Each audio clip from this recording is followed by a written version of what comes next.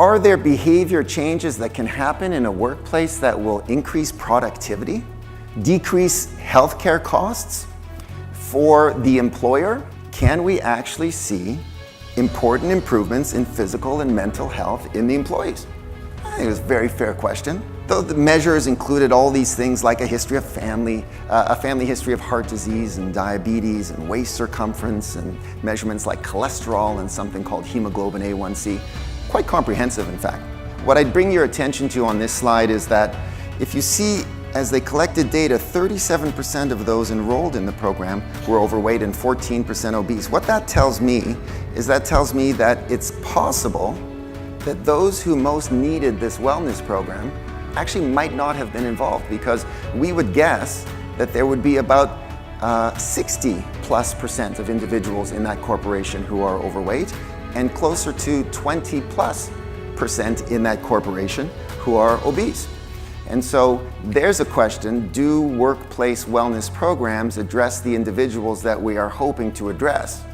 That's a fun question. If you look at the last 4 points, another thing that stands out is activity and weight were associated with basically all the bad things that we worry about, including poor physical health, mental health, increased fatigue, worsening in blood pressure and blood sugars. So again, those are behaviors, physical activity. Weight is considered to be a behavior as well. Here's where things started to fall apart. What was the intervention? Here's the lifestyle management program that we're so strong at MedCan, which kind of fell through the cracks, in my opinion, my humble opinion. They provided educational content and online challenges as the primary treatment for behavioral change. Now, I'm a physician, and we believe treatment that is effective and safe and ethical and evidence-based is required in any condition, especially in a behavioral change setting. And that was missing, in my humble opinion. It's a real gap. What did they find? They found that the healthiest got a little bit healthier. What you would call very mild clinical improvements in blood pressure and cholesterol, inactivity, a small increase in weight.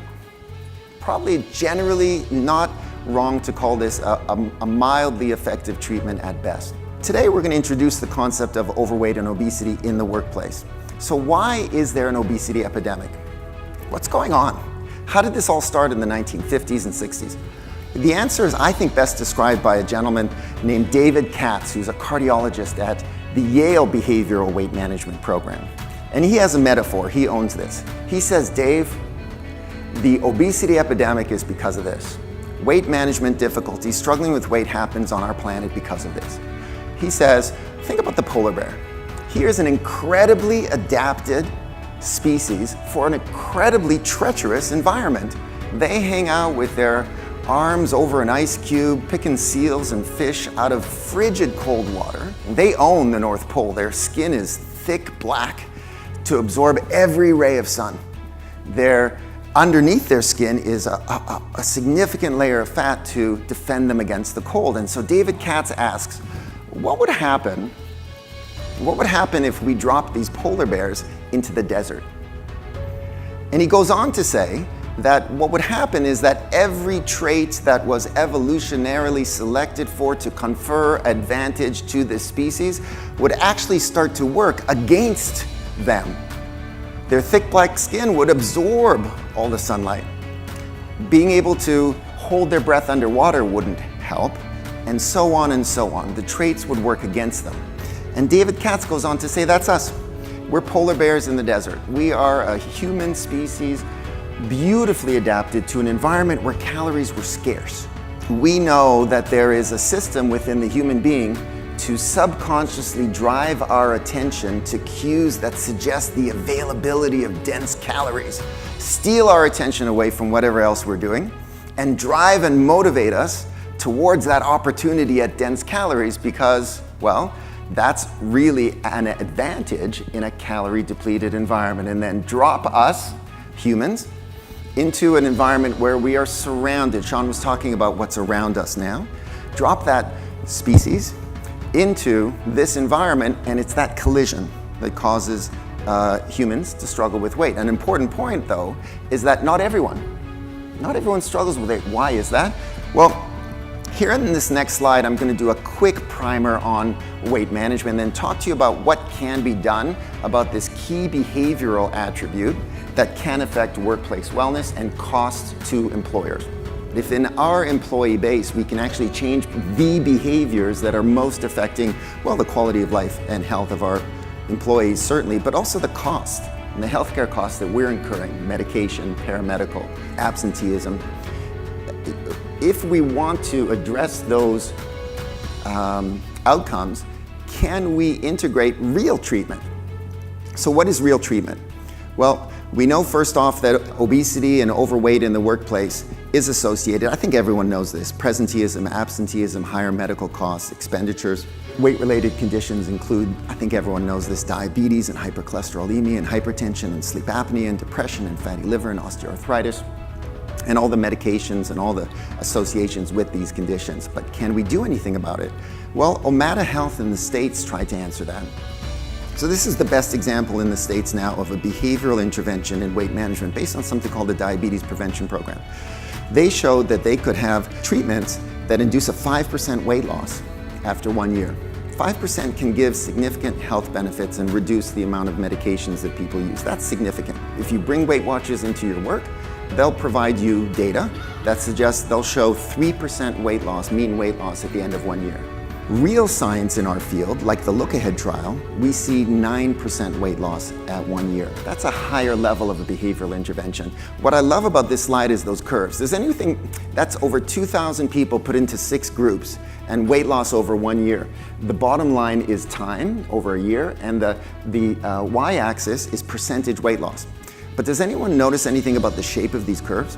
They all kind of go down, and then they start to slow, and then they go flat around 6 months, right? What's going on there? Have 2,200 people all at once in different academic centers all across the United States all lost their motivation at once to keep losing weight, and it just stopped? Did they text each other? And the answer is no. That's human physiology, more support that this is a real medical condition, because as they started to lose weight, as I mentioned earlier, their bodies pushed back, their brains to be more specific, increased appetite, so they couldn't get past a certain place. People on the street call that a plateau. We call that someone's best weight. Those numbers have been improved lately by a next level of behavioral intervention called the acceptance-based group, and they're showing 13%. We at MedCan crunch our data. Perry, you'll hear from later, helped us crunch our data. And if anyone's going to claim, please ask, where's your data?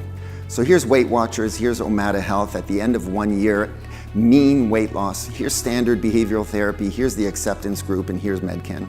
So we're very proud to say that we have the most effective weight management program data in Canada. Does this affect an employee base to the point where you gain reductions in absenteeism and presenteeism and reductions in cost? I have absolutely no idea. No one has answered that question. So what do we know? We know that our weight management program shows outcomes that no one else can claim. But what we don't know, and probably need to know, is, as I mentioned earlier, does applying this type of a treatment to an employee base not only result in significant weight loss? We know that's happening because we're treating employees every day in MedCan that work in various areas across our province. But the real question is, if we apply these treatments in a formal way in a behavioral program applied to an employee base, will this result in reductions in risk factors, lower presenteeism, lower absenteeism, lower healthcare costs, primarily realized by lower medication costs, less allied healthcare professional expense, and less long-term disability? It's amazing that it's 2018 and we don't know that, right? And I think we here at MedCan are well positioned to, in partnership with probably anyone here, start to answer what I think is a really important question. I've seen the graphs before for the post 1 year, and I've also seen after that where it goes back up again. So just curious as to how long do you have people in your program, and when they leave your program, what is the likelihood of them going back up in weight? Has anyone ever heard of this happening, that someone is determined to have a pretty strong family history of high blood pressure? They're unable to control their blood pressure within normal limits. Their family doctor eventually suggests they might benefit from a blood pressure medication. They go on a medication, and the medication manages their blood pressure to normal. Has anyone ever heard of something like that happening? Sure, happens every day. What you don't hear about is someone then coming in 6 months, a year later, 2 years later, and saying, "Doc, the weirdest thing happened." What happened? Well, it's with my blood pressure medication. Oh yeah, the one that made your blood pressure normal, yes. What happened? Well, the weirdest thing happened. I stopped taking the medication and my blood pressure went back up. You see, that actually never happens. Why? Because everyone understands in that scenario, you're talking about a chronic condition that deserves and benefits from chronic support and treatment. And so in behavioral weight management data, and our data unfortunately is only 1 year old because we've only recently reached the high level of electronic medical record where we can crunch it all. But the medical data is pretty clear in behavioral weight management. If you maintain, now it might not be intensive follow-up, but if you maintain follow-up, that is the single most important predictor of maintaining the behavioral changes. And so there's the disparity. Is this a condition that's just about discipline and willpower, and if someone really cares, they'll just take care of it themselves? Or is this a genetically conferred, real, complex, chronic medical condition, a result of a collision between an ancient appetite system and the modern food environment that those who are genetically vulnerable deserve support for long term? I'm not answering that question necessarily, I'm bringing it up as a question. And so the answer will always be to answer yours. And the Look Ahead trial, which I demonstrated, shows that early responders, people who lost, 1/3 of people in the Look Ahead trial at 1 year lost greater than 10%. Follow them 8 years later, but they received support all the way through the 8 years.